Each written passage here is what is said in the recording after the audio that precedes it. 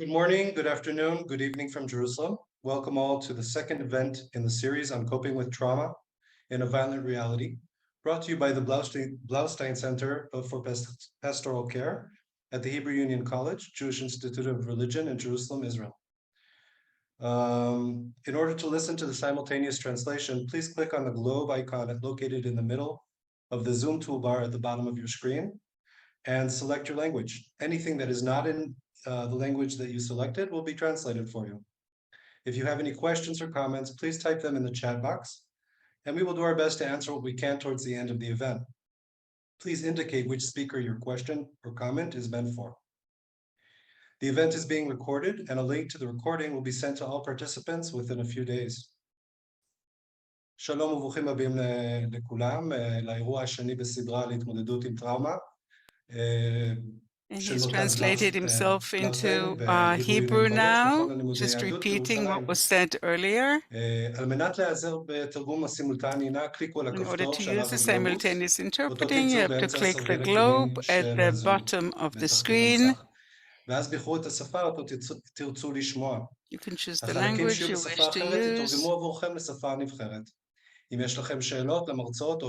you have any questions or comments to the team, or if you need any help, please write to us in the chat, and we will try to respond and answer the questions if time allows to.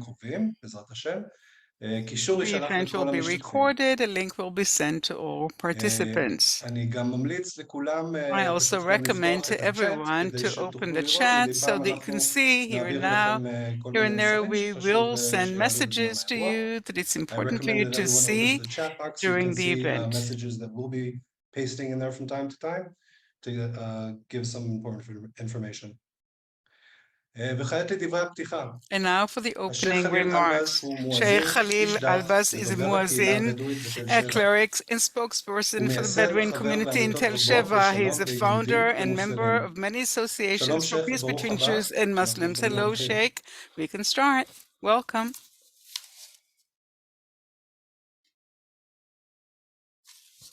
Sheikh Albaz? Sheikh Albaz? אתם שומעים אותי עכשיו? Can you hear me now? لا سمعني ولا سمعهم.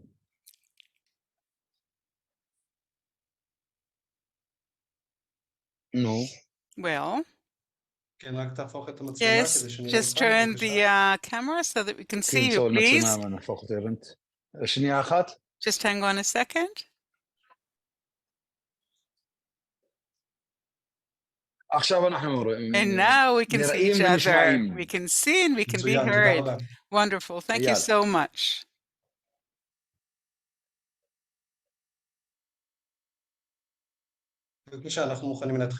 Please, we're ready to begin. When you're ready, just tell me and I'll start. Yes, we are ready.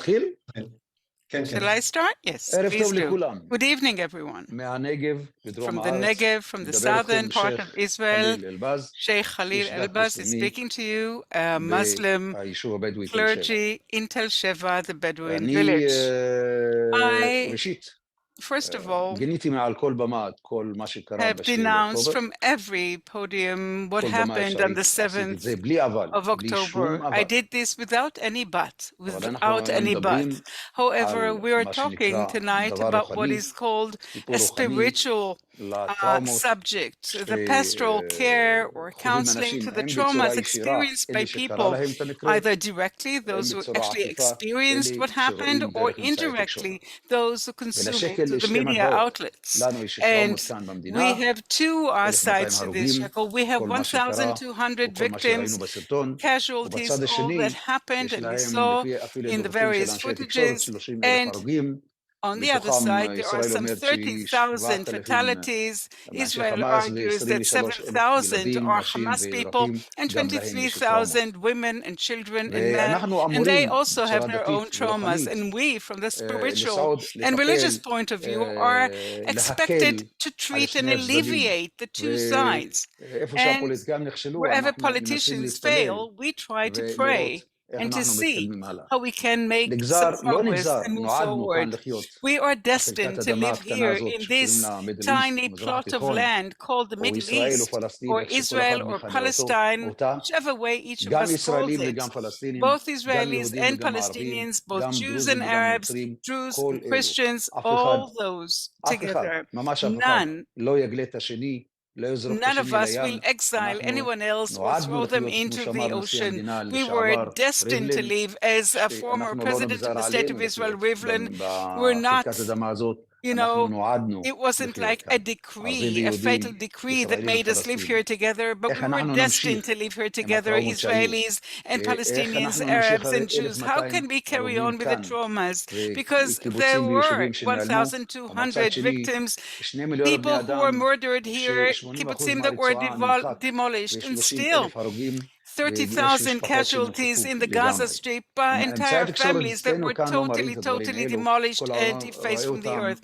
The whole world sees those sites, perhaps except for the Israeli citizens, but nowadays on TikTok or all the other channels in the world, we can view, we can see what is happening, the traumas of children, of an entire generation that was totally demolished. And we, as clergymen, we have only one thing that we can do. We can pray. We, as religious people, can say to both sides, please have mercy on us. Please have mercy on civilians on both sides. Don't take to the extreme. Don't try to connect to radicals on both sides, because that would do no good to anyone. No one is going to throw anyone into the ocean. We're bound to continue and live here. Our choice is whether we're going to be here in peace. Can we live here in brotherhood and fraternity? Can we have two peoples living one side next to the other, or continue the traumas and the wars that have lasted 75 years until now? I have a prayer to God. God is the God of everyone. Abraham, I belong to the association of the Abraham heritage, and he's the father of all prophets, of Isaac and Ishmael, Jacob and Muhammad. All of them are the sons of Abraham, and ultimately we're not even cousins, as they say. We are brothers and sisters, and brothers and sisters are supposed to live in peace and quiet. So I pray to God, God Almighty, God in the heavens, everyone's God, please let the leaders on both sides drive away the radicals and allow the ones who are looking for ways to live with one another, to live side by side, to live one in front of the other, not to ever experience such traumas in the future. Enough with wars, enough with killings. Let us give this new generation to live without wars, to live with dreams for the future, dreams of the ones in kibbutzim and the ones that have other people on the other side of the border, in the West Bank and the Gaza Strip. God in the heavens, I pray to you. And all those who will hear me, please say amen, that indeed the wars will come to an end, that the killing will come to an end, and that we'll not need to deal and cope with such traumas. Only hold such evenings, only good evenings, good evening, a pleasurable evening. And let us all hope that God will indeed instill peace, and we will live in peace. Salamu alaikum. And God will have mercy on you. Over to all the world, in Israel, in Palestine, in the world. Thank you so much, Sheikh Albaz, and amen. May it so happen. Rabbi Professor Nancy Wiener, founder and director of the Blaustein Center for Spiritual Care on our campus in New York, and the coordinator of field activities at the Hebrew Union College Institute for Jewish Studies in New York. Professor Wiener, we're ready to start. For your words.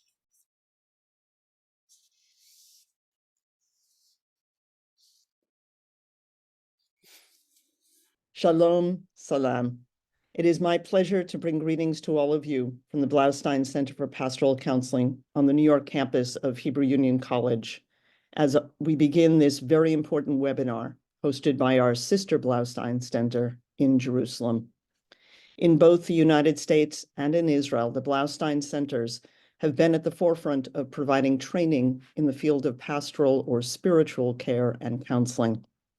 At this moment of deep trauma experienced by so many in the Middle East and around the world, the need for skilled pastoral and spiritual caregivers is greater than ever. Medical providers and mental health professionals are highly trained so that they can tend to the physical and psychological wounds. Trained spiritual care providers address another dimension of the human experience. We are trained to listen to how another human being has consciously or unconsciously come to understand and organize their world. We listen for another's deeply held understandings of what it means to be human and or how the world works for them. Spiritual care providers recognize that for some people, those understandings are informed by religious teachings. For others, they're not. Regardless of how they are derived, the trained spiritual care provider appreciates that these frameworks have helped someone navigate their world, and they've helped them address and answer large existential questions. At predictable moments of transition, such as weddings and births and deaths, we humans tend to reassess who we are in the world and what gives meaning to our lives. At moments of sudden loss or change, severe illness or injury, we find ourselves asking the same questions. And at times of significant trauma, such as this one, we do the same. These existential questions are at the heart of spiritual care, and skilled spiritual care providers invite others to explore their feelings, their beliefs, and their existential questions so that they can have a greater sense of wholeness, a sense that their body, mind, and soul are in sync.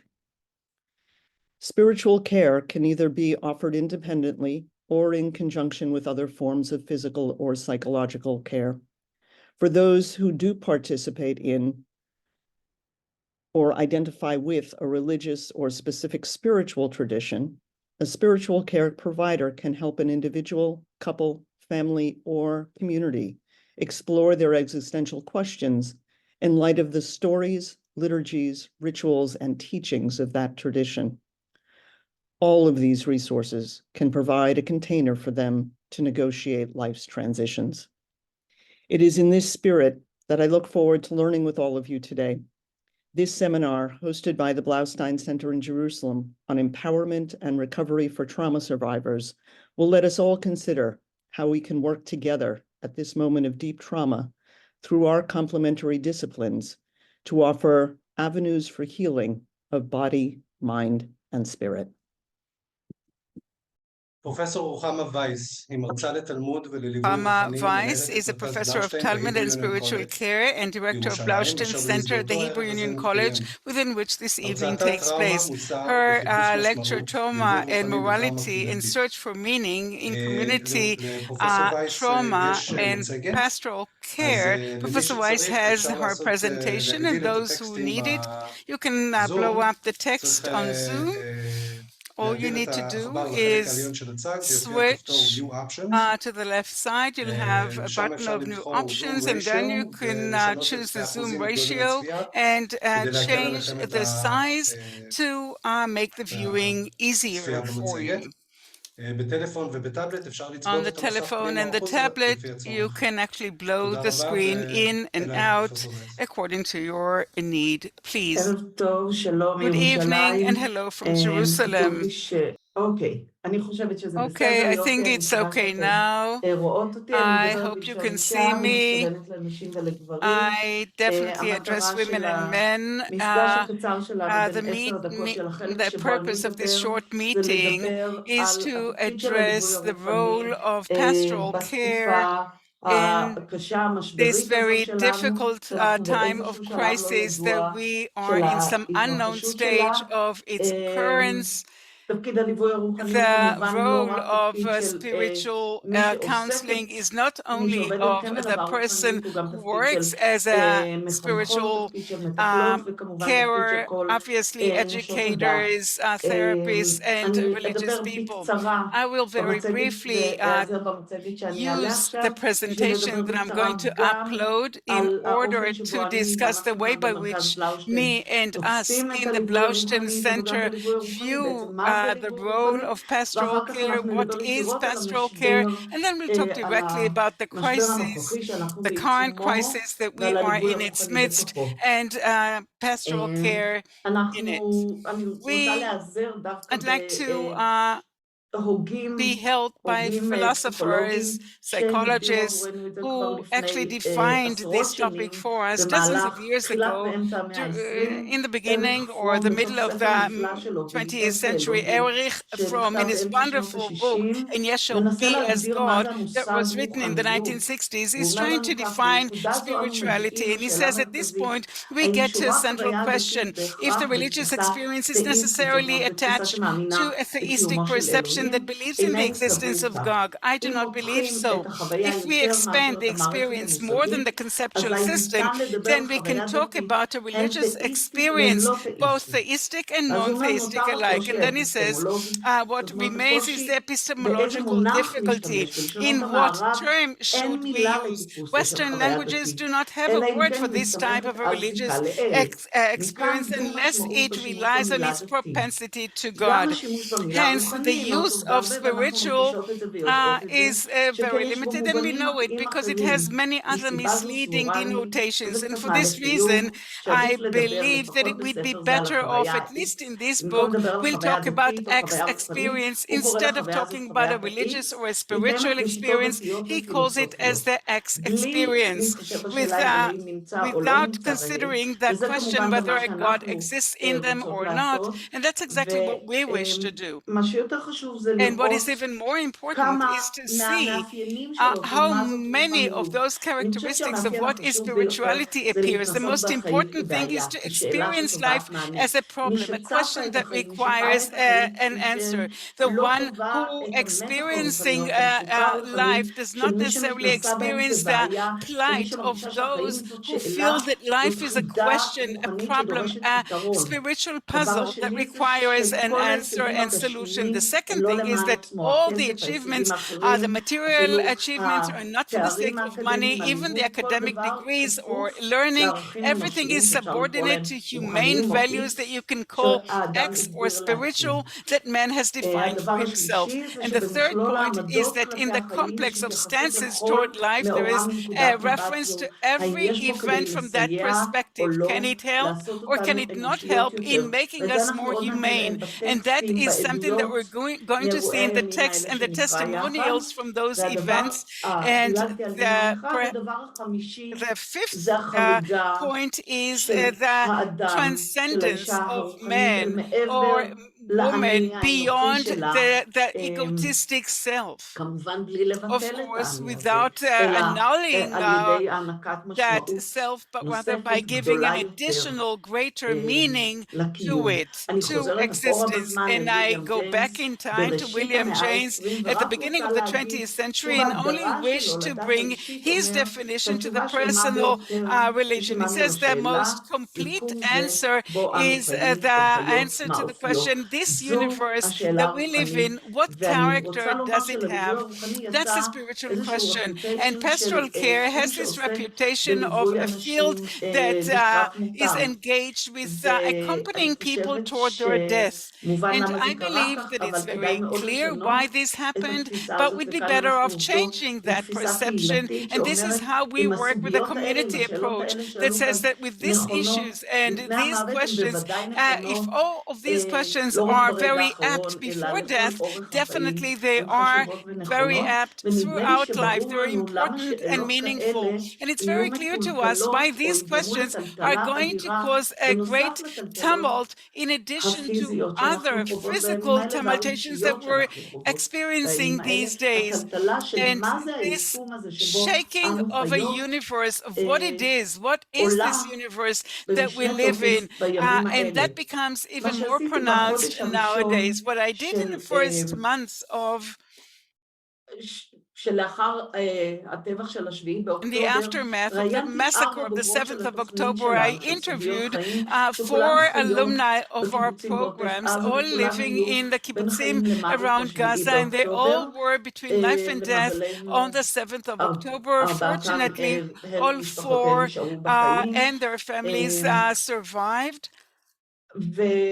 And the interviews that I had with them, I publicized in Wiener, and I pulled a few points in order for us to see how spiritual issues are expressed in this particular event, very close to the events.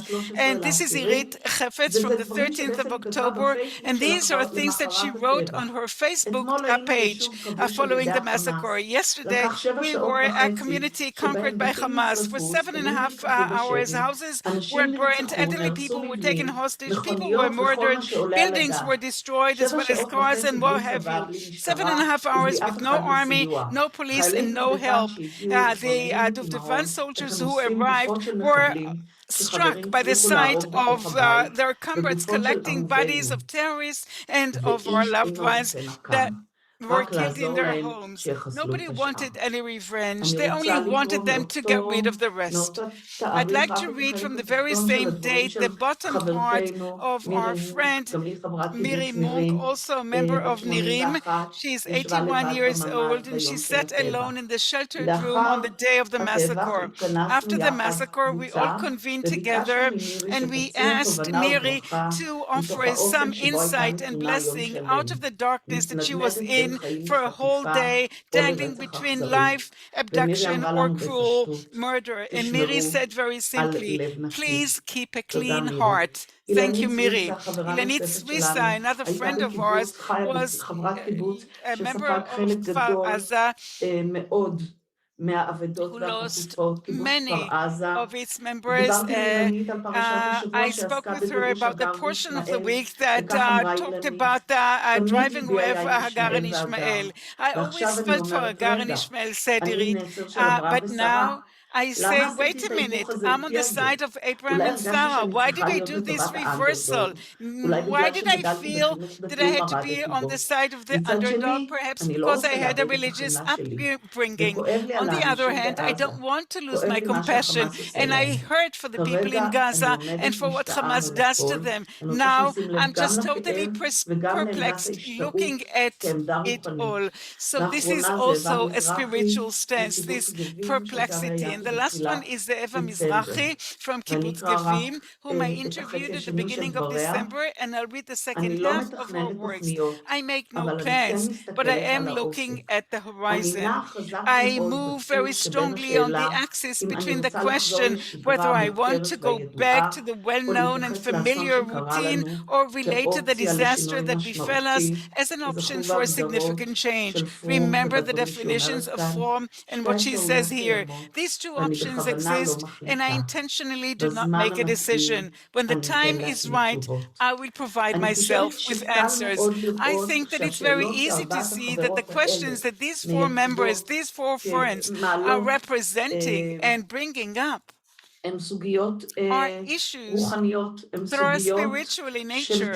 These are issues that ask this universe that we live in, what is it and what is our mission in this world? And now everything is undermined. And I would like to conclude, as I said, with a question. Is it possible to grow out of this inferno? And of course, we'd rather grow in other ways.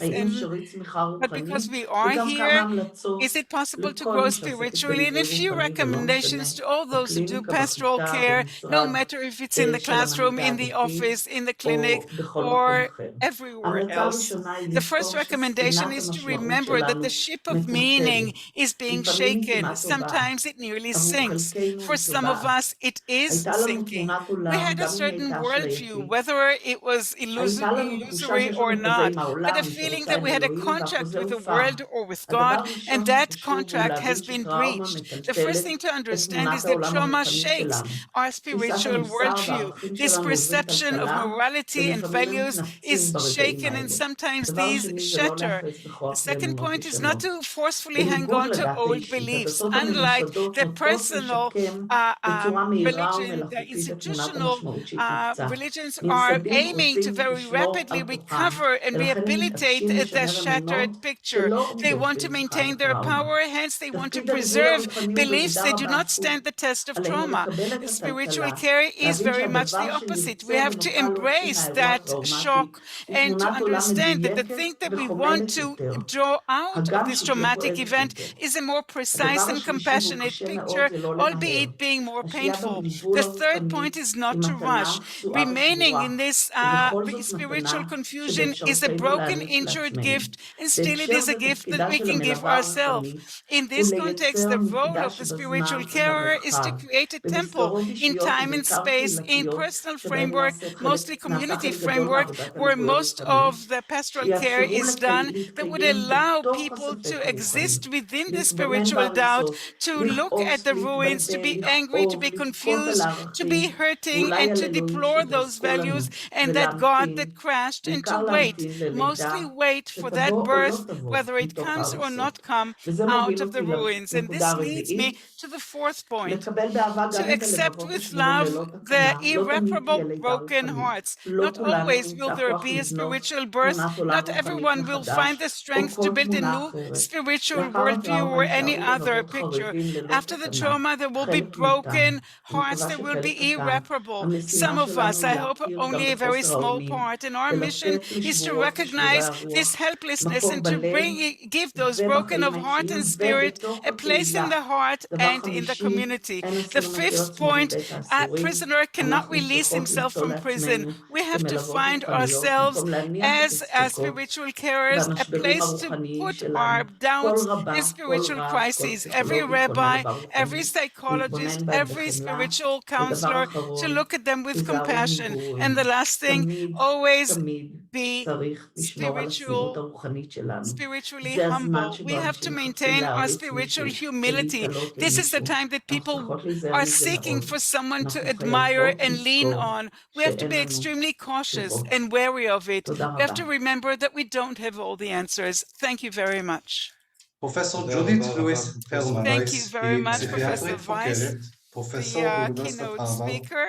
סופרת ואקטיביסטית בתחומי Herman הפסיכולוגיה של is a האישה, psychiatrist, התעללות בילדים, researcher, אלימות professor at the במשפחה, Harvard University, גילוי עריות author and והפרעות activist in the fields of פוסט-טראומטיות. women's psychology, במשך child עשרות abuse, שנות domestic הקריירה שלה היא violence, טיפלה וחקרה את incest, and האוכלוסייה של post-traumatic קורבנות disorders. פגיעה מינית ואלימות Over the במשפחה, decades of her וגם career, she נפגעי הלם treated קרב. and studied the population of פרופסור הרמן victims כתבה of שני ספרים sexual וחלק abuse and פרסים, domestic Father, Daughter, violence, Incest, as well as Trauma and victims of shell shock. Recovery, Professor אשר Herman תורגם has written לשפות 2 רבות. award-winning books, הרמן Father, ידועה Daughter, בתרומתה Incest, המשמעותית and לתחום Trauma and המחקר Recovery, והטיפול which have בטראומה been ובקביעת translated into מושג many languages. פוסט-טראומה Herman is מורכבת. known for a significant כותרת contribution הרצאתה to the הערב field of של trauma פרופסור לואיס research הרמן and היא החלמה coining the והעצמה term complex בהתמודדות עם post-trauma. טראומה. The title of her presentation Dr. is Herman, Recovery and we're ready. Empowerment Can you in please Coping unmute? with Trauma. Thank you. And I should share screen, yes? Yes, please. Thank you.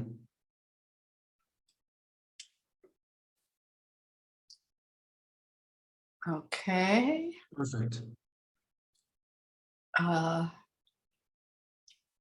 Okay. So shall I start? Yes, please do. Thank you very much. Okay. Well, thank you for having me here. I know, unfortunately, trauma is a very widespread phenomenon right now. And I wish it were otherwise, but since that seems to be the reality, what I'd like to talk about is how people recover.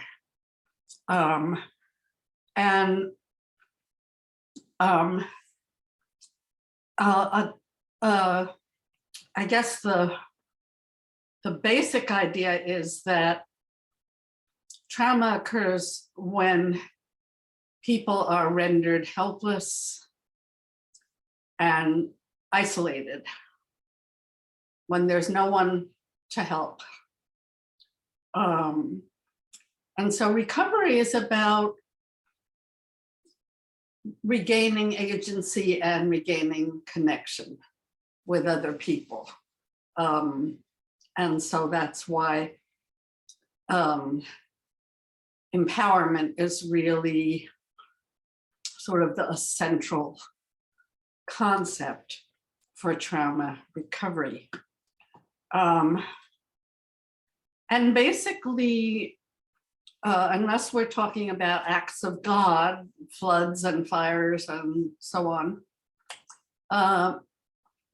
when we're talking about interpersonal trauma, we're talking about abuse of power. We're talking about the ways that people use violence to impose their will on others. And so, and basically this is this relationship of dominance and subordination is something we see on every scale, from the intimacy of families to the wars of nation states to the international realms of crime and religion and business. And the rules are very simple. Those who have power impose it. Those who don't have to submit or forced to submit. And the bystanders aren't there. Either they're helpless themselves, or they don't care, or they have thrown in their lot with the perpetrator. And oftentimes it's that abandonment by the bystanders that is the most terrifying and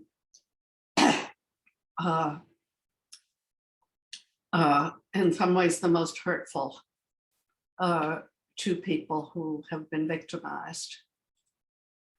The methods are used worldwide on every scale, from the intimate scale of families to the international scale. And ultimately it all comes down to violence, but oftentimes violence doesn't even have to be used.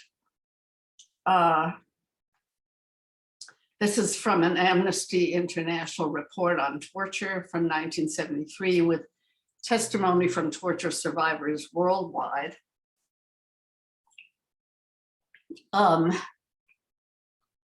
Control of bodily functions, sleep deprivation and food deprivation being the most common. Constant changing of the rules and intermittent rewards. These first four methods reduce people to a state of helplessness.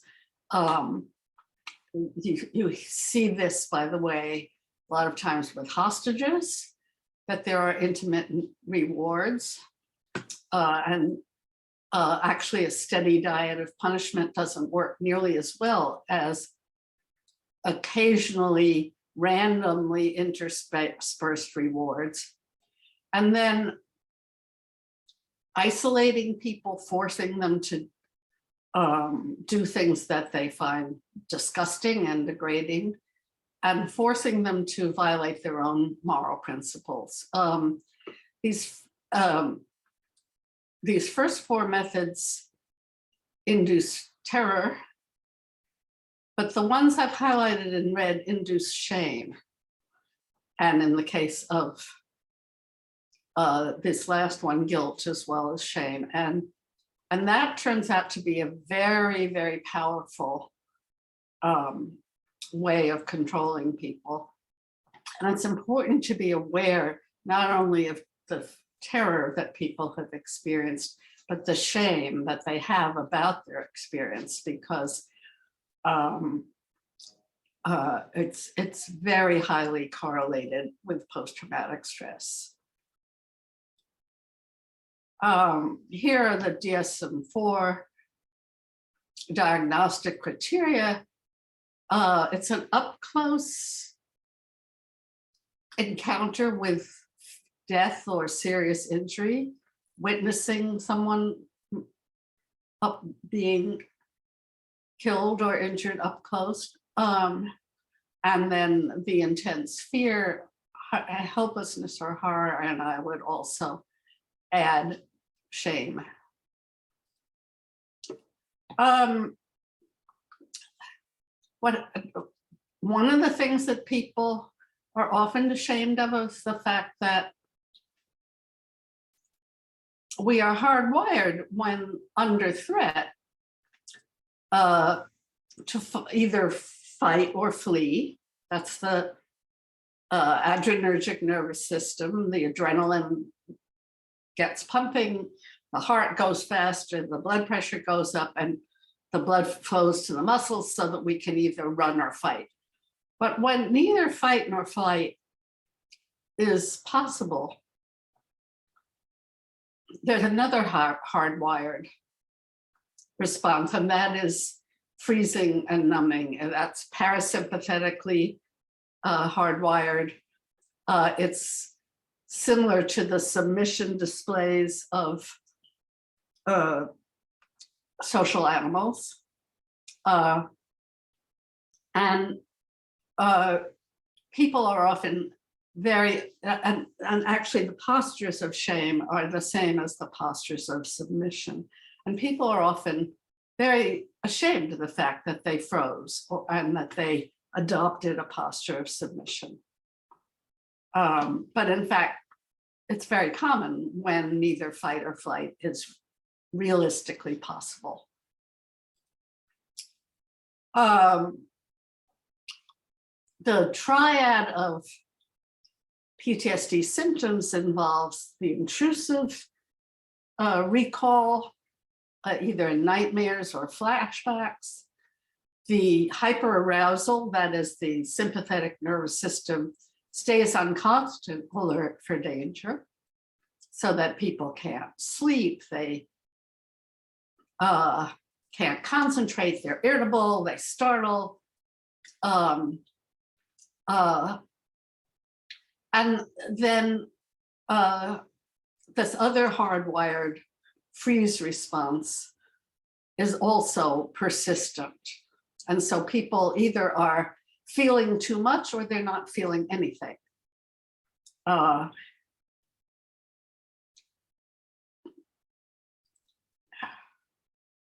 There's just one study among many that was done in the UK with crime victims, looking at people's shame responses. And the more ashamed they were of how they behaved when they were attacked, the more likely they were to have PTSD.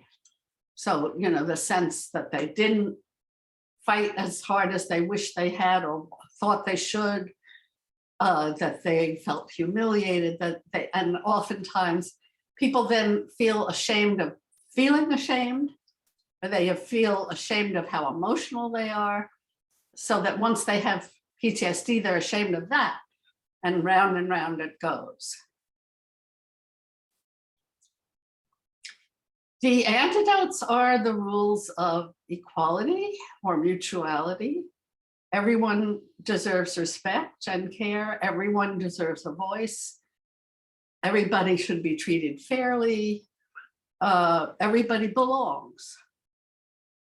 And we don't impose our will on others. If there are disagreements, we work it out. And those are really the rules of recovery.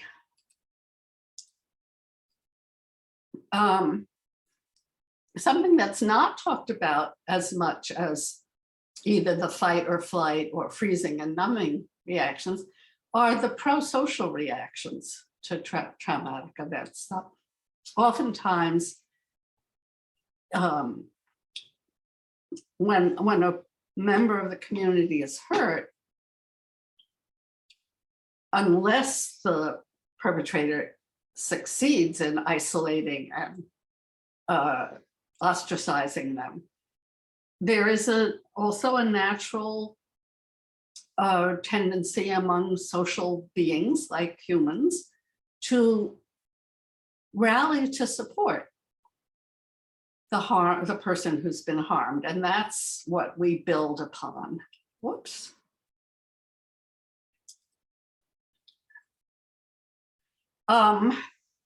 This is a study that was done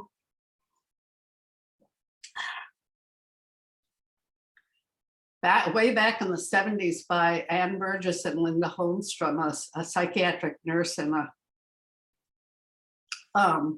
sociologist. They volunteered to be on call at Boston City Hospital, which was a big public hospital. And they saw every rape victim that was brought into the emergency room over the course of a year. And then they followed them up 4 years later. Most of them, other than the emergency treatment that they got, most of them didn't get any therapy. But quite a few of them, even without any treatment, recovered well. And the predictors of good recovery were kind of what we've mentioned: agency and connection. These were people who took some sort of action to protect themselves, to try to feel safer. It didn't matter what the action was. Only in the US, only about 20% of rape victims report to the police because they're too ashamed. But people did things like change the locks on their doors or get a dog, or they did something to try to take a self-defense class. And the other predictor of good recovery were people who told someone and got a positive, caring response. But if they didn't get a good response from the first person they told, they kept reaching out until they found someone who was supportive. And there was about 10% of the survivors who really seemed to do exceptionally well. And these were people who made meaning out of their the horrible experience they'd had by, in some ways, making it a gift to others. They developed what my colleague Robert J. Lifton calls a survivor mission. He described that first in the survivors of the Hiroshima atomic bombing, people who lost everything, their city, their families, their homes, everything was gone. And they couldn't understand why they survived. But they said, if I can do whatever I'll do, I'll spend the rest of my life trying to prevent nuclear war. And that will give meaning to the fact that I survived. So joining with others to try to prevent this from happening again seemed to be a very good predictor of recovery. On the other hand, isolation was the predictor of the worst recoveries.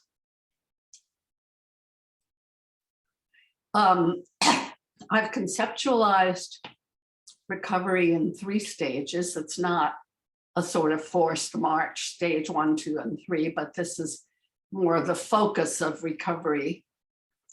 In early stages,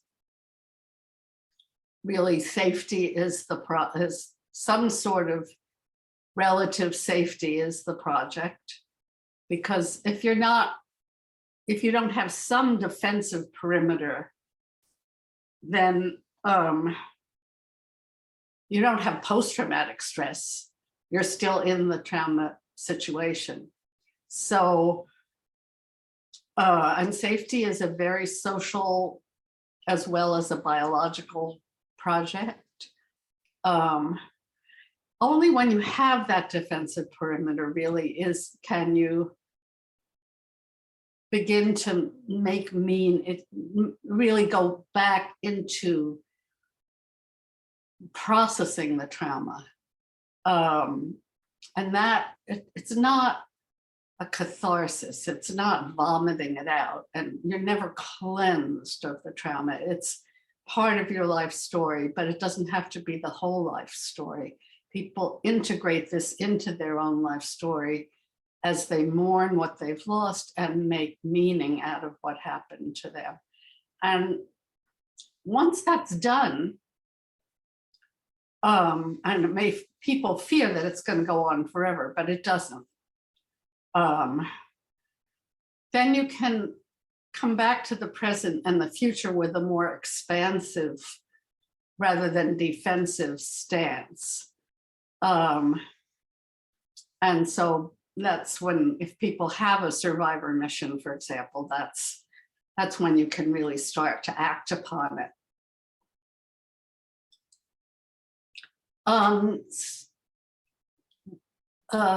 As we've talked about a little bit before, safety starts with the body. If you're not safe in your body, you're not safe anywhere.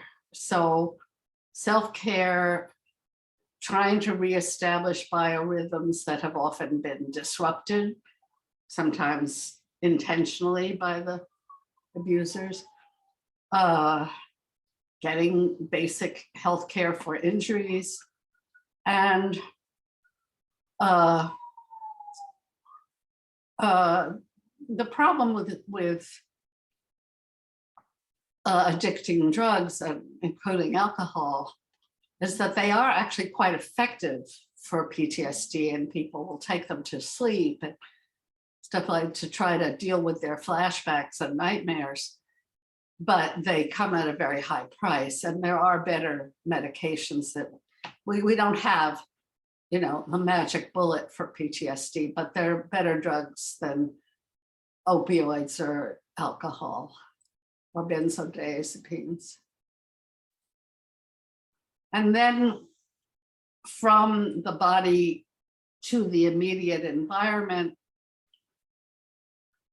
and of course, that's always a social project. Nobody is safe alone. Some sort of structure to one's living situation, some sort of means of support, and some kind of structure to one's day, some sort of productive engagement are really the ingredients we look for.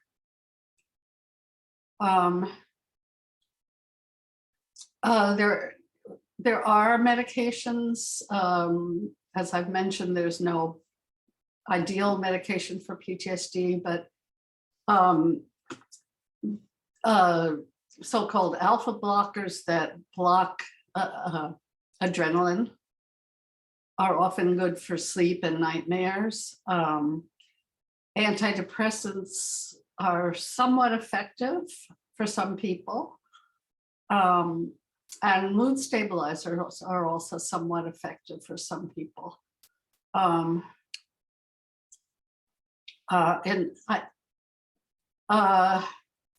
Some people are able to use behavioral techniques like meditation or, you know, systematic relaxation. Some people really can't. But they can sometimes use exercise as a way of, it's a kind of mastery of the adrenaline. You're not just having these panic attacks, you're getting your heart rate and your blood pressure up, and by deciding to run or jump or do something physical, that is a matter of choice. And sometimes people can kind of gain some mastery over their PTSD symptoms that way. I think things that give people structure, cognitive methods that give people structure to their days, including, making lists of small goals that are achievable and doing them and so on, can be, again, empowering. But the things I really want to stress are the relational strategies for self-care, because overcoming isolation is really such a powerful tool for recovery. And so we look for people, are there any supportive people in this person's life? Who are they? Can they, strengthen those connections? We look for natural support systems and self-help. And we also, I think there's a very powerful role in recovery for support groups. And there are lots of good studies that indicate that groups are a very effective kind of treatment for post-traumatic stress.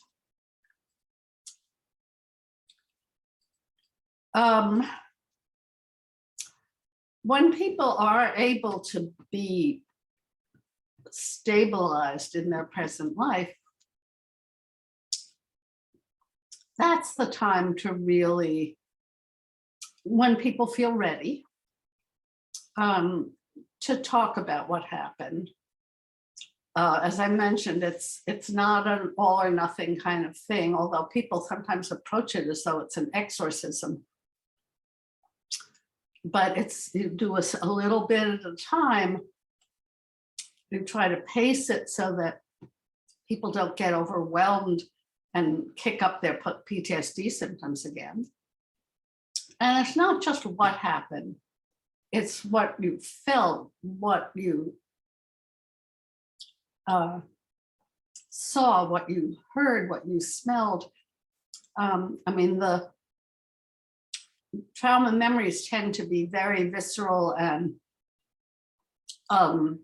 sensory and emotional rather than narrative memories. But as you bring all these aspects of memory together, it becomes an integrated memory. And we've got some good neuroscience now that actually can visualize the transformation of memory from where locations where traumatic memories are stored to the locations in the hippocampus where normal narrative memory is stored. There's oops, we go back to, this is a grieving process. People have to mourn everything they've lost and everything they could be that they will never be because of what happened. But people do make new meaning out of what happened. And that's something that we can bear witness to. We can't do that for other people. They have to come to that on their own.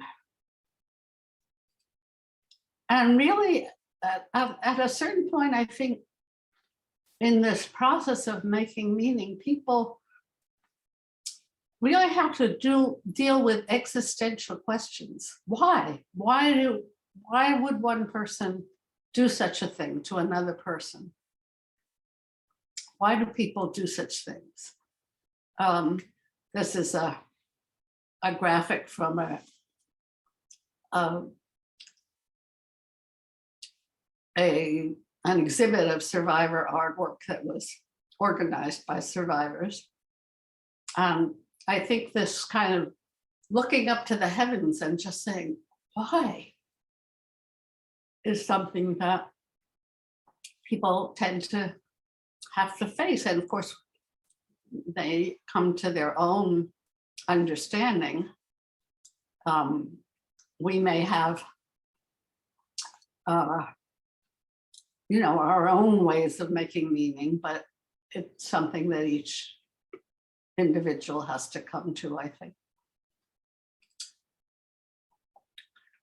People, as I've mentioned, feel like this is going to go on forever, but at a certain point, it's just their focus of interest really shifts back to the present and the future. And this is the time when people can really expand both their social networks and their and risk more intimacy. It may come up again at different stages of the life cycle. A lot of, there's a Dutch study of war veterans from World War II who did quite well in life until they retired. And then all of a sudden their PTSD came back because the active strategies that they had used to keep it at bay really weren't working anymore. And this is the time when people can really join with others to say never again. I do want to put in a good word for groups. I think they're a very much underutilized form of treatment. And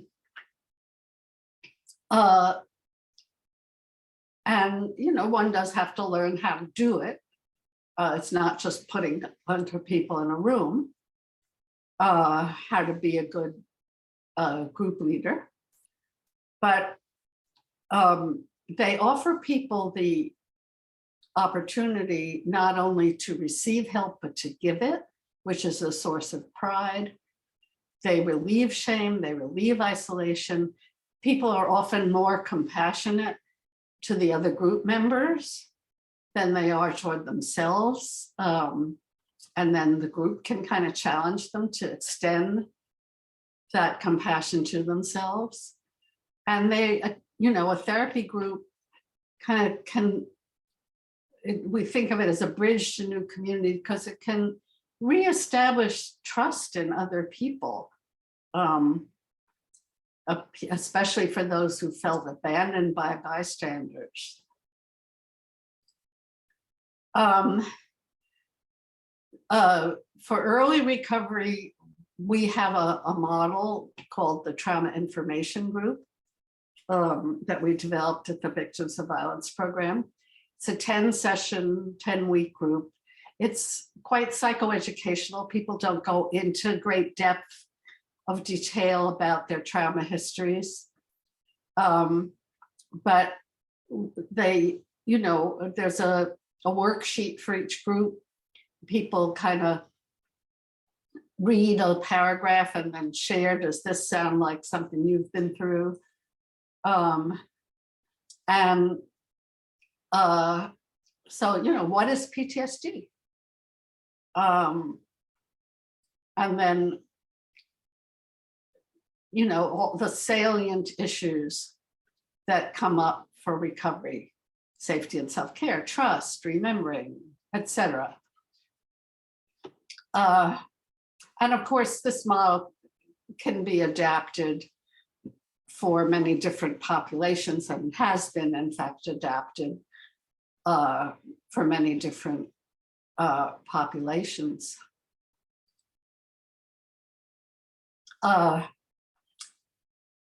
Another group model that Oh, and I should say that we do have a practice guide, which I don't have a slide, but I can show it to you. Hang on. For those.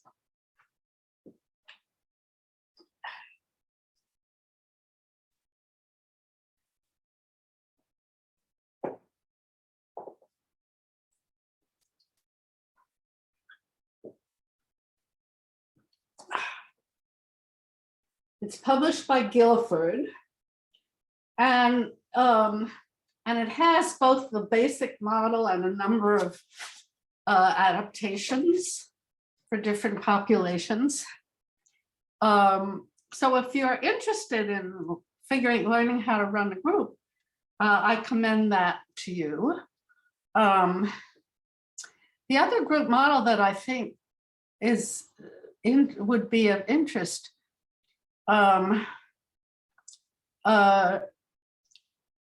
was published by a professor at University of Illinois in Chicago named Mary Bunn. And her study was based on a group design for refugees that has been implemented for quite a few years now by the Center for Victims of Torture in Jordan, in Amman. And again, it's a 10-session group. They actually have two different models. And I think it's culturally probably adaptive in that setting for men and women to meet separately. The first is really just a safety, a kind of a how to deal with PTSD with self-care techniques. And the second time is sorry.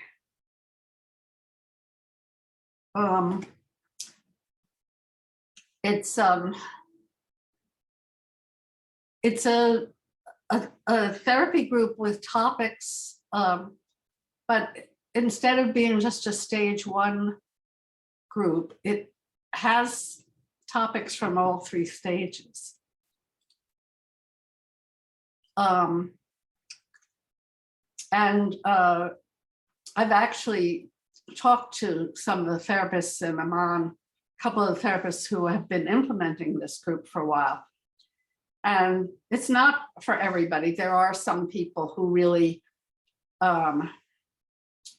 they get too triggered when they, with the memory processing part. So they should stay more in the stage 1 skills-based group. But they do good follow-ups, and they've had good outcomes with this group.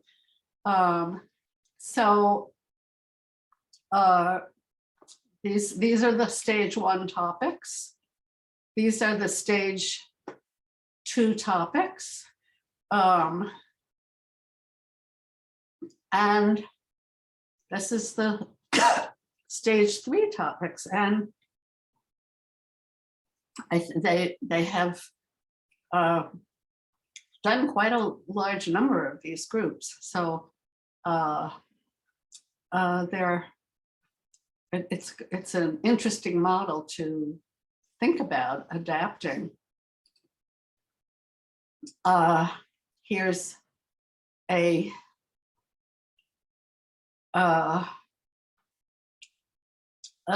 testimonial from one of the group members. And so with that, why don't we stop? And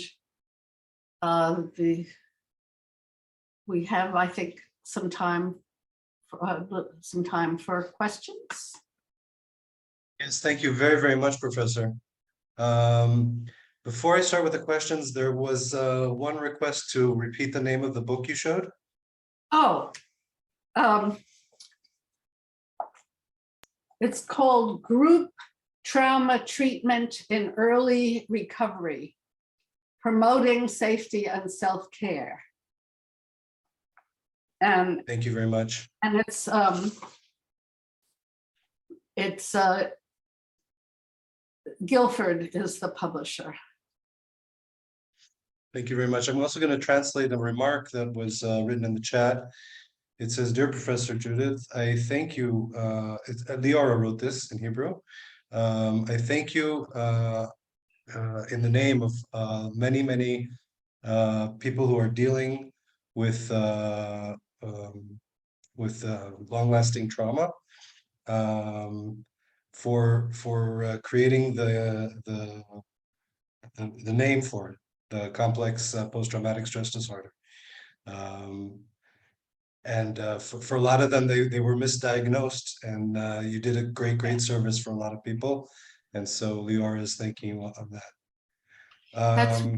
That's really another topic, because the effects of one traumatic experience, where a single traumatic event where one is able to get to safety, is very different from the effect of prolonged and repeated trauma, where one is under basically in captivity in a relationship of coercive control for a period of time. And there are both the symptom picture and the recovery process are more complicated. But I'm glad to report that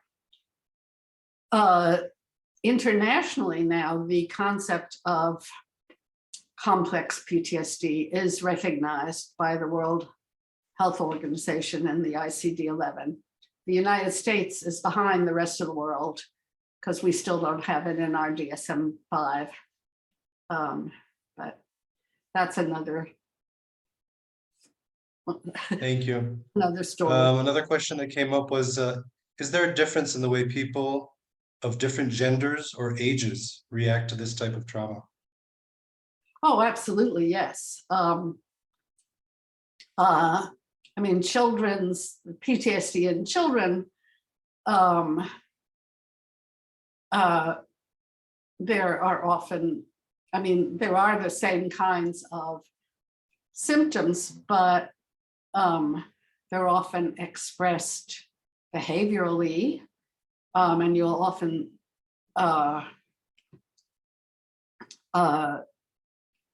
see, desperate clinging to a caregiver or withdrawal. You'll see mutism.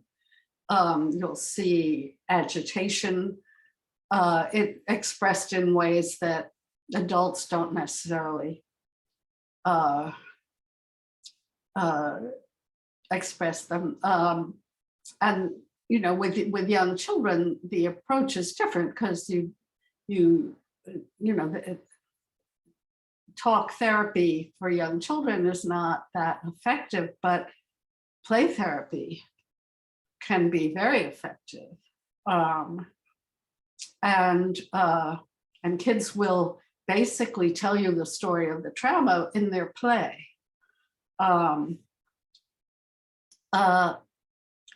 Gender differences, yes, I mean, I think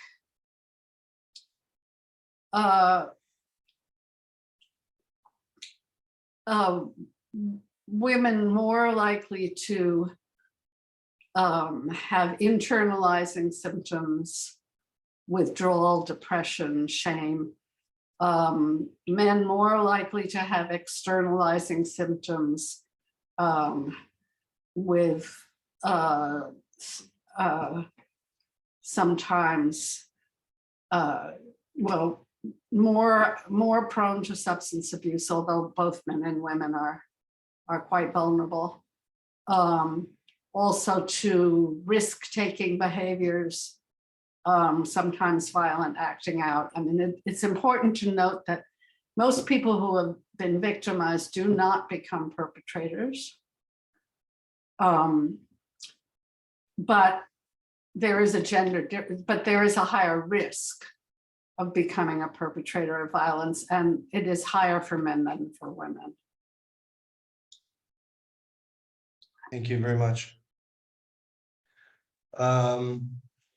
Another question is, how can we help people who are already suffering from complex post-traumatic stress disorder cope with the current traumatic events? Well,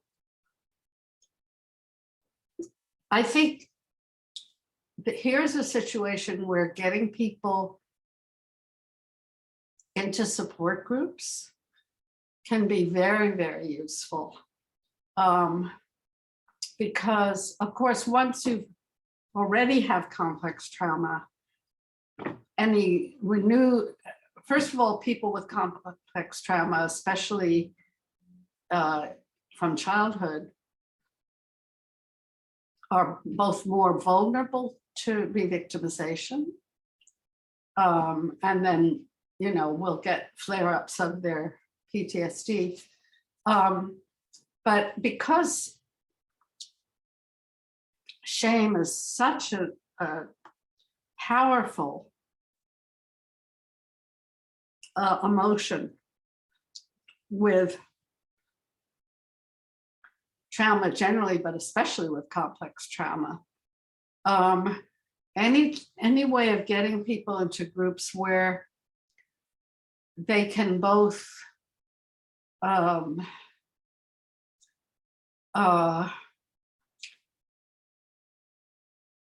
gain support, but also give support, I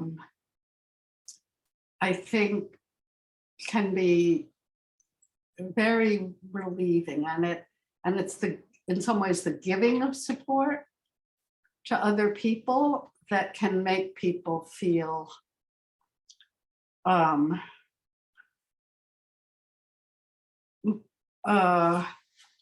both that they have more agency and that they have something worthwhile to offer.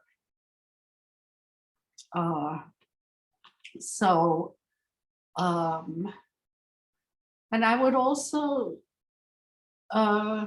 see if people can be mobilized for any kind of first aid, help for other people who've been traumatized, practical help, and thereby be brought into some kind of community. I think, once again, that sort of pulling for the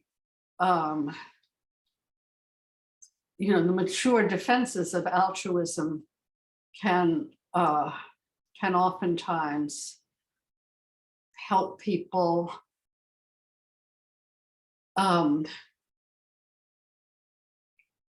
reconnect with their own strengths.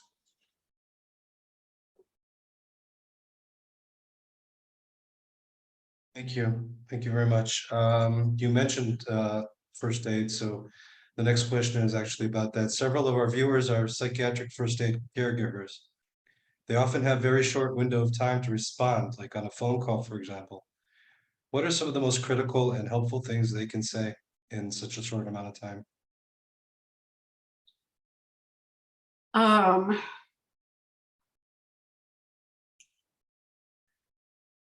You're not alone.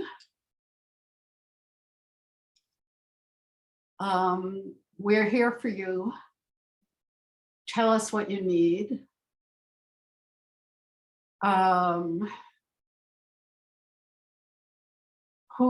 Is there anyone out there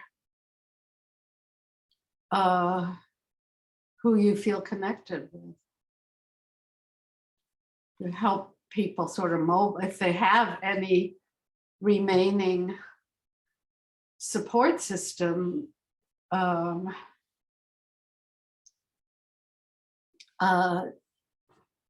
getting them connected to it.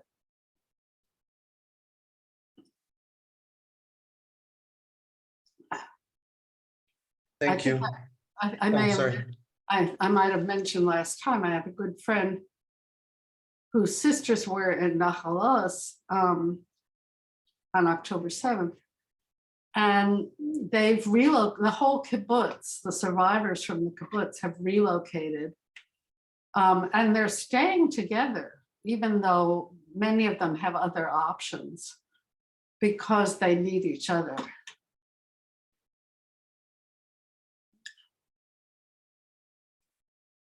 Thank you. Thank you very much. I think we'll pause with the questions for now. We'd love to ask you more questions if you can hang around with us till the end.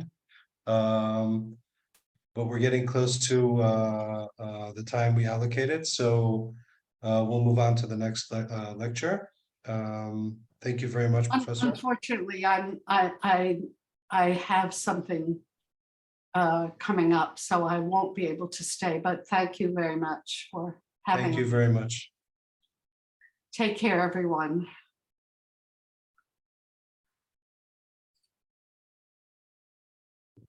Thank you.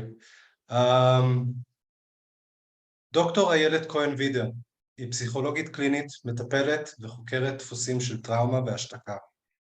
היא מנחה קבוצות גוף ונפש, מרכזת שירות פסיכולוגי במרכזים לבריאות האישה ובמרפאת פוריות בקופת חולים מאוחדת. היא מדריכה קלינית ומטפלת בנפגעות ונפגעי הטבח של ה-10 באוקטובר, של 7 באוקטובר, והאירועים שבעקבותיו. הרצאתה של דוקטור כהן-וידר עוסקת בחוזק, התפרקות ועמידות של נשים וגברים במלחמה הנוכחית בישראל.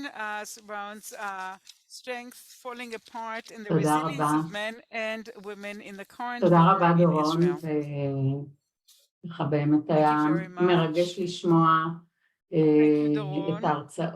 את ההרצאות הקודמות ולקרוא את שטף השאלות שלא כולם קיבלו מענה, אבל אני מקווה שכן חלקם הגדול. אני אעלה את המצגת.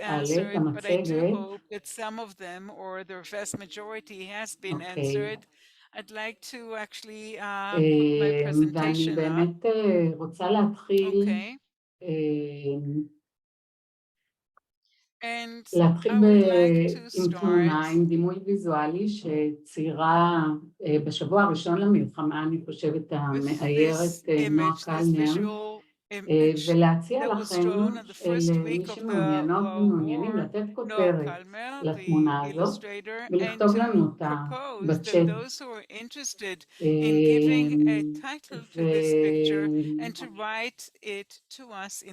אני אתחיל מהשיר שממנו לקחתי את הכותרת להרצאה, שנקרא "אני בסדר מאמי", של המשוררת כרמל גלציאנו.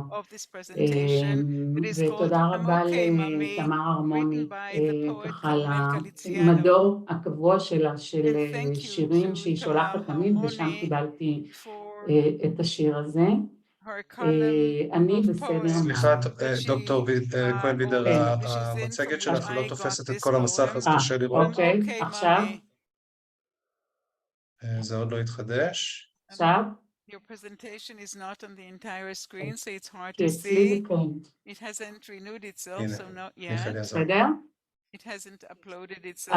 האיכות לא מאוד טובה, אבל נתגבר, אני אקריא. אני בסדר מאמי.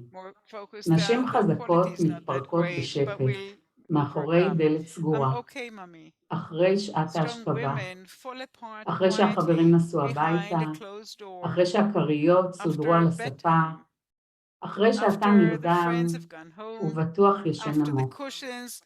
אישה חזקה חומקת בשקט מהמיטה באישון לילה, מתפרקת בדמעות ובדממה, בעמידה ליד השיש במטבח.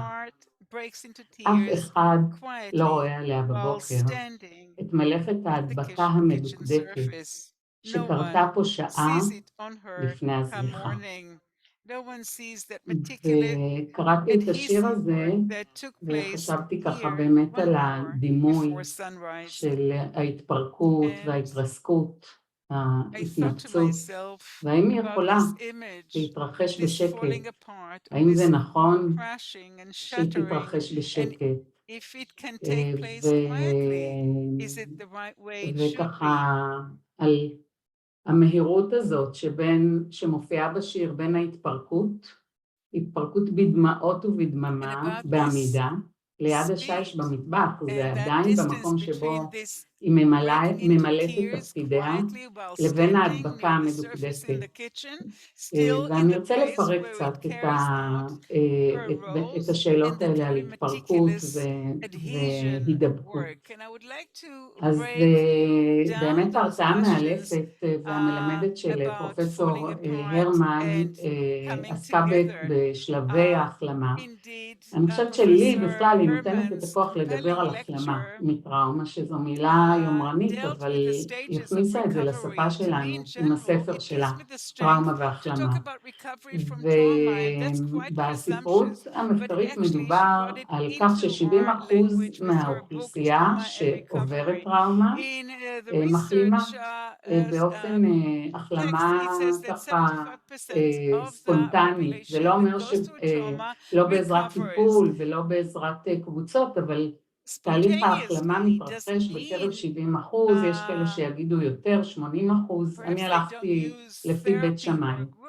ואני רוצה ככה להתעכב על הגורמים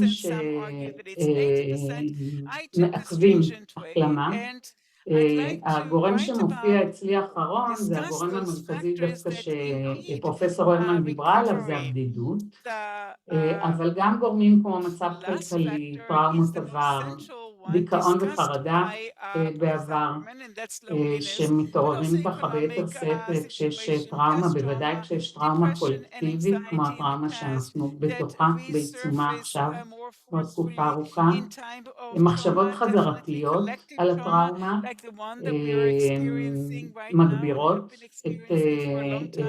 או מעכבות את ההחלמה ומגבירות את הסיכון להתקבעות של הפרעה פוסט-טראומטית, וחשיפה ויזואלית לתכנים קשים, מה שמאוד מאוד רלוונטי בעידן שלנו היום.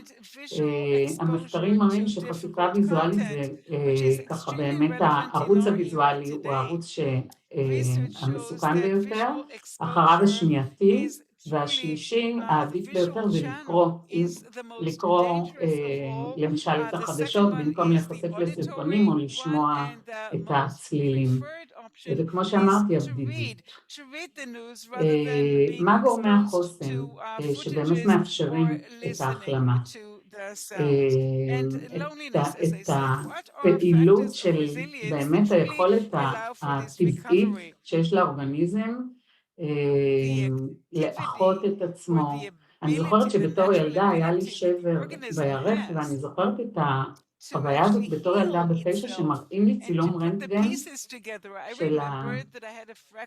של השבר שלי, וככה לראות את זה שחור על גבי לבן, זה היה לי, זאת הייתה חוויה מאוד חזקה,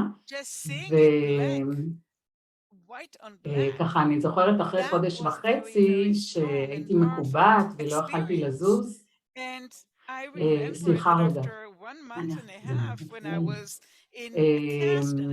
לא יכלתי לזוז ושוב הראו לי צילום,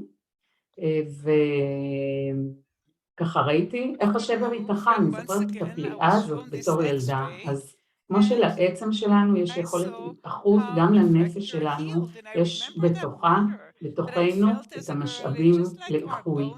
אז מה גורמי החוסן ומה הגורמים שמאפשרים את תהליכי האיחוי האופטימליים?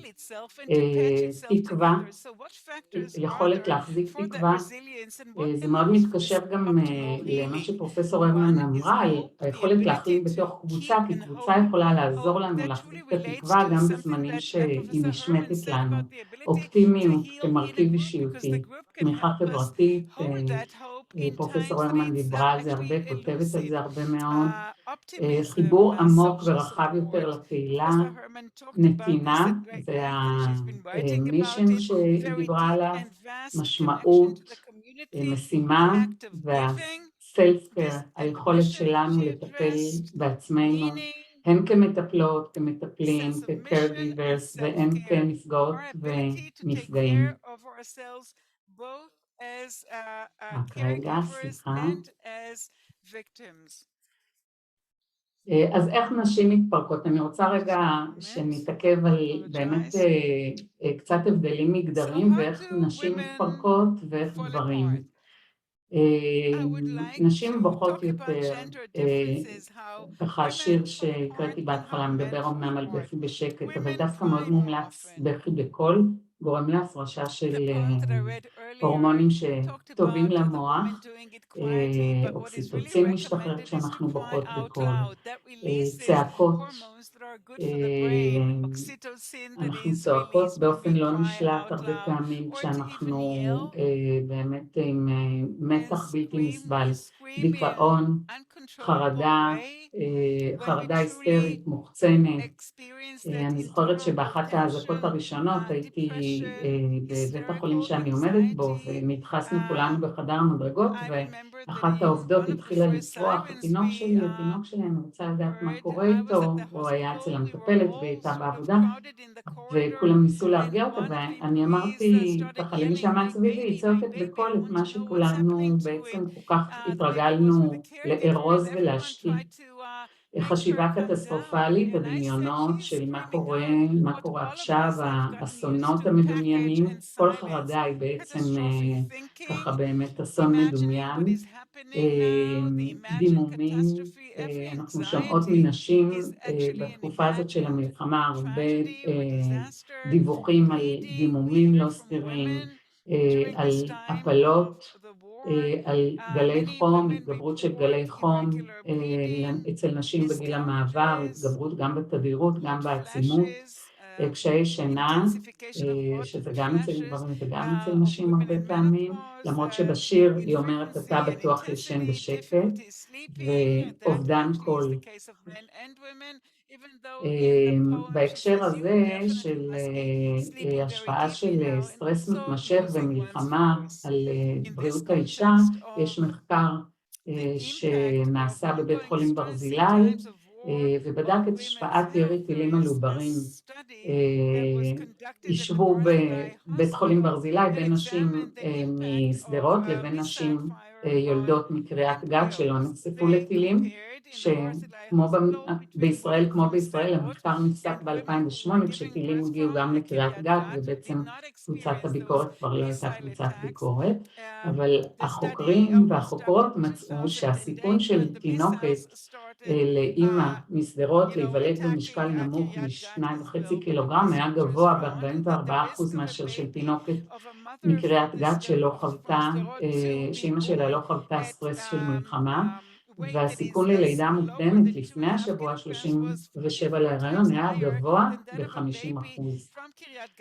אין לנו עדיין מחקרים על התקופה הנוכחית, אבל אני חושבת שאנחנו נמצא מספרים יותר גבוהים בהיקפים הרבה יותר גדולים. ואיך גברים מתפרקים? אנחנו נראה אצל גברים יותר אלימות, יותר אובדנות, אנחנו יודעים שנשים הם יותר בדיכאון וגברים יותר מתאבדים. תגובות ניתוק מבחינת תקשורת, חוסר תקשורת וגם ניתוק רגשי, אבל מה שלא נהוג להגיד בפסיכולוגיה, מה שלא נאמר מתנהג. אז נראה ביטויים בגוף של המתח, הרבה תלונות על כאבי גב, על גב תפוס, צוואר תפוס, פריצות דיסק, וירוסים, דלקות גרון, קשיי שינה ואובדן קול שאנחנו, שוב זה לא נתונים מחקריים, זה נתונים באמת מהשטח שככה אספתי אותם, ויהיה מעניין לבדוק אותם גם מחקרית. אז מה אפשר לעשות? מה אנחנו כאנשי ונשות טיפול, מה העזרה שאנחנו יכולות להציע? ג'פרי קאופמן מדבר על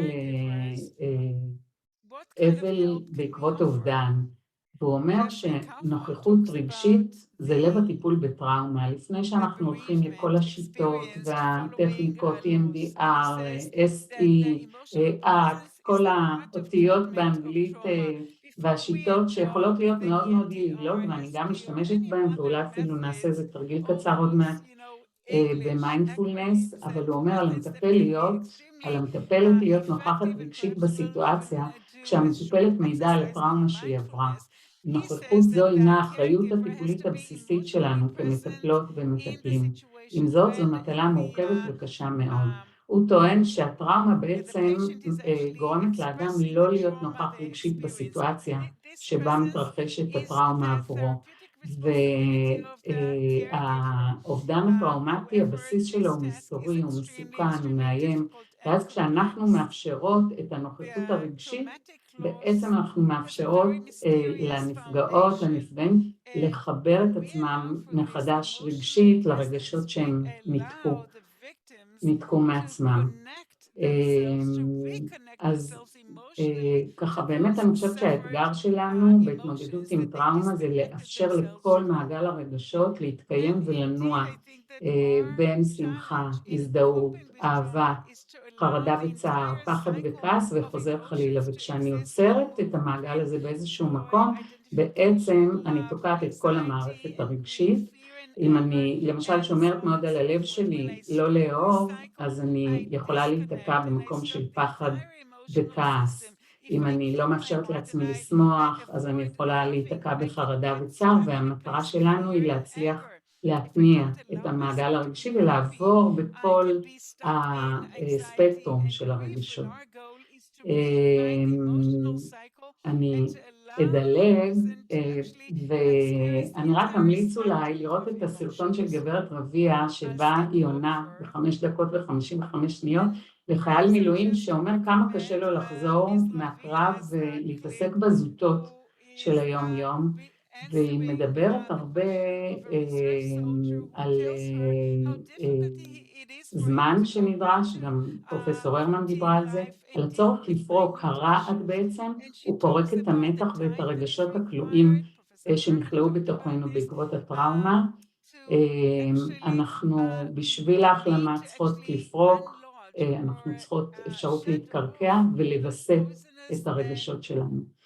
והדימוי של האומנות היפנית, אומנות הקימצ'וגי, נראית לי מאוד מאוד רלוונטית לשאלה איך אנחנו מתפרקות ואיך אנחנו מאחות את עצמנו מחדש ומאחים את עצמנו מחדש. והאגדה מספרת על הקיסר היפני שנשבר לו ספל התה האהוב עליו, והוא ביקש מאחד האומנים לתקן אותו, וכאשר אותו אומן לא הצליח לתקן אותו באופן יפה, הוא בעצם החליט להשתמש בדבק מוזהב ולהבליט את הסדקים.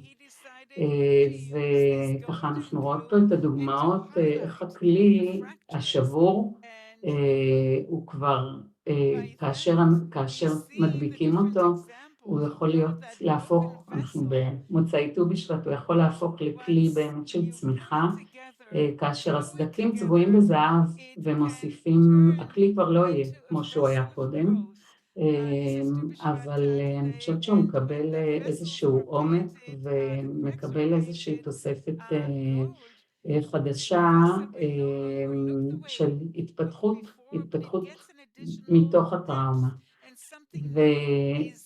ואני מוצאת דבק הזהב, אחד מדבקי הזהב זה באמת המיינדפולנס. ג'ודית הרמן דיברה על המדיטציה, כשהעקרונות החשובים ביותר במיינדפולנס זה היכולת להיות בתוך הרגע, היכולת לתת לכל הרגשות והתחושות שעולים בתוכי מקום ללא שיפוטיות, עם קבלה, ללא ביקורת וללא שיפוטיות, וכשאין לנו את השיפוטיות גם יש לנו אפשרות להיות עם מודעות יותר גבוהה לכל ספקטרום הרגשות שעולים בתוכנו. ואני הייתי רוצה להציע לעצמנו ככה לעשות עכשיו ביחד, תרגול מאוד מאוד קצר של מיינדפולנס. יש לנו פה עוצמה של ככה כמה מאות משתתפות ומשתתפים, ואני חושבת שלהרגיש את זה בתוך קבוצה ולמקד את תשומת הלב בהתאם להנחיות שאני אתן, יש לזה הרבה עוצמה של ריפוי, גם כלפי עצמנו וגם כלפי כל מי שאנחנו חושבות וחושבים עליהם עכשיו, החטופים, החטופות, הפצועות, הפצועים, המשפחות השכולות. אז בואו נמצא תנוחה, מי שזה מתאים לה, לא, נמצא נוחה בכיסא, אפשר לעצום עיניים, אפשר למקד את המבט בנקודה מסוימת, וממש ככה לכמה רגעים נעמיק את הנשימה, נשים לב לכניסת האוויר לגוף בזמן השאיפה, ליציאת האוויר מן הגוף בזמן הנשיפה, ניקח כמה נשימות עמוקות, ונפנה תשומת הלב לנשימה.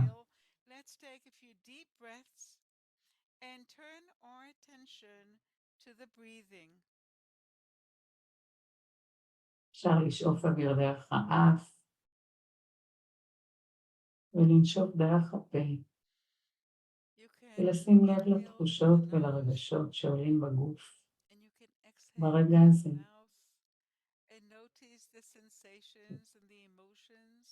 לתת מקום לכל מה שעולה.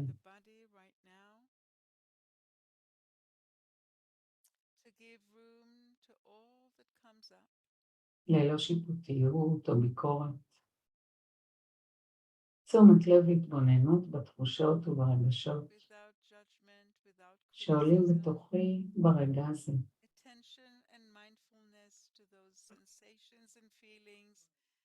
ואני רוצה להציע, למי שזה מתאים,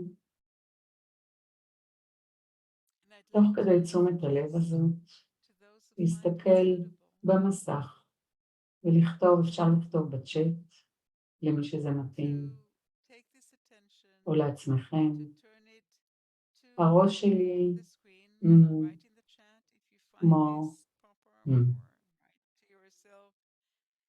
כמו למשל, הראש שלי סחרחר כרכבת הרים, הרגליים שלי כבדות כמו בולי עץ, העיניים שלי כמו,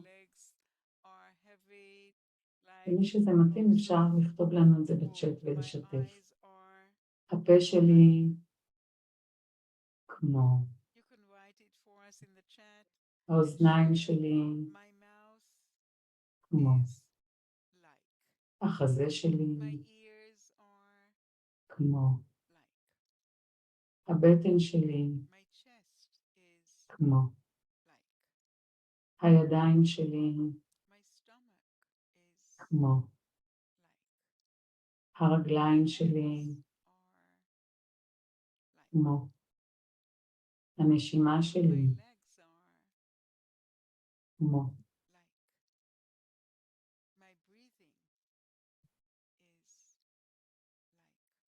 ואני ככה באמת חושבת ומרגישה, ומתוך התנסות שלי גם בעבודה עם הרבה מטפלות ומטפלים בתקופה הזאת, ועם שורדות ושורדים, שהרגע הזה של תשומת לב ברכות והתבוננות בתחושות, בגוף, ברגשות, זה יכול להיות כמו דבק הזהב שעוזר לנו לאחות את עצמנו בקצב הנכון לנו, מאפשר לנו להתחבר למשאבי הריפוי וההחלמה והאיחוי שנמצאים בתוכנו.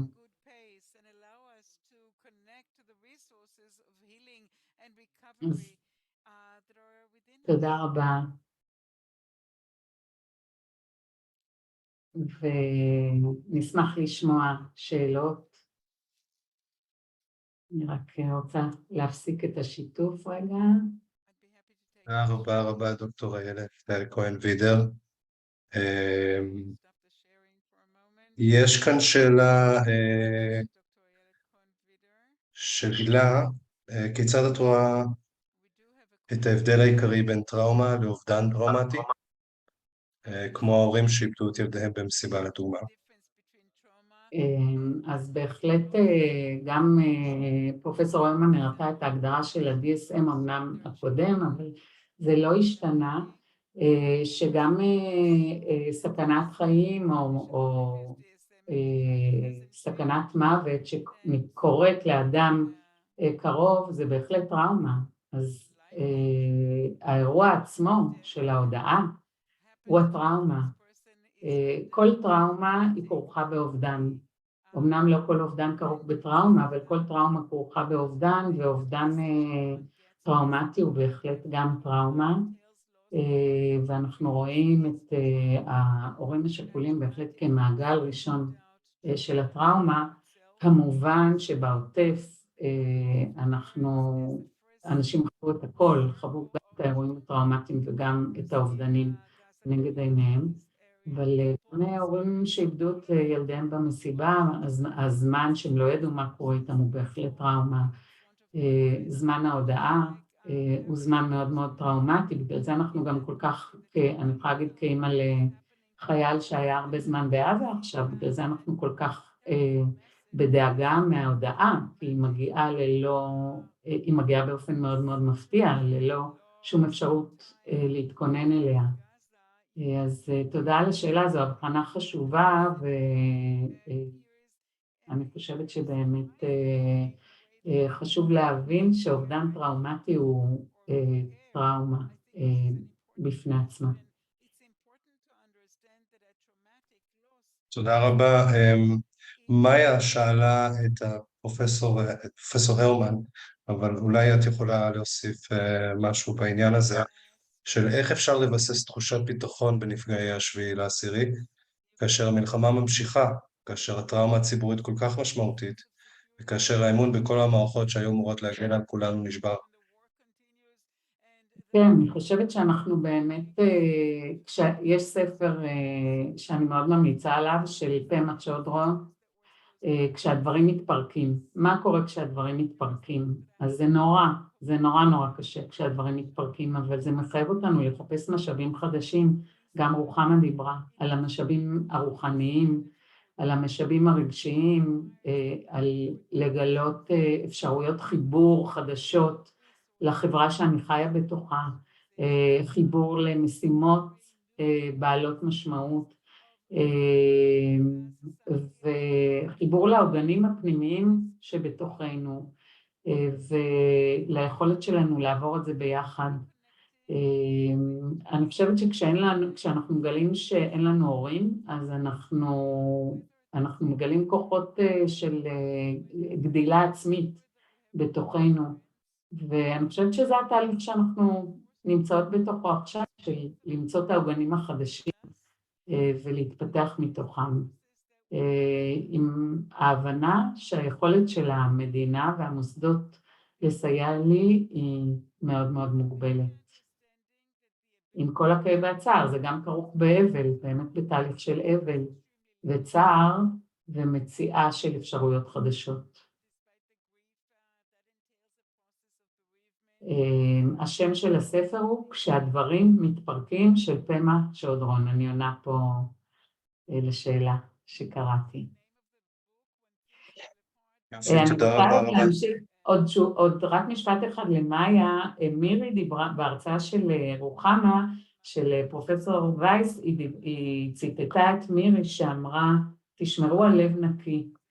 אני חושבת שהלב הנקי הוא משאב מאוד מאוד משמעותי, שאנחנו אולי מחזקות את החיבור שלנו אליו כשדברים מסביב מתפרקים. תודה רבה. תודה רבה, דוקטור כהן-וידר, איילת. תודה רבה לכל המרצות. תודה גדולה מאוד מאוד לנועה הר זהב, למיכאל ברטמן ולסלים יגמור שעזרו מאוד ועל כל העבודה הרבה והקשה. כמה הודעות, אני אזכיר שהאירוע הזה הוקלט, ובעזרת השם נעלה את ההקלטה על הרשת תוך זמן קצר, כמה ימים, ונשמח לשלוח אל כל המשתתפים והמשתתפות את הלינק, ושם גם תוכלו לראות את כל המצגות עם כל השקופיות שהיו כאן אם פספסתם. בנוסף לכך, הדבקתי מספר הודעות בצ'אט, אני אדביק אותם שוב, ובהם לינקים חשובים, בעיקר לינק להקלטה של האירוע הקודם, האירוע הראשון, הרשמה לקבלת עדכונים מאיתנו על התוכניות שלנו ועל המשך הסדרה, כמו כן לינק לתמיכה שלכם, אם יש לכם את האפשרות אנחנו מאוד נשמח, לתמיכה בפעילות של מרכז בלאושטיין והמשך הסדרה הזו, וגם משוב שאנחנו גם נשלח אליכם למייל, אבל אני גם אדביק פה את הלינק כדי שתוכלו לענות על השאלות עוד כשהכל טרי, אם יש לכם זמן. תודה רבה לכולם, לכל האורחים שלנו שהיו כאן איתנו הערב, כל המצטרפים אלינו, ולילה טוב מירושלים. אני אדביק את ההודעות בצ'אט שתוכלו לראות.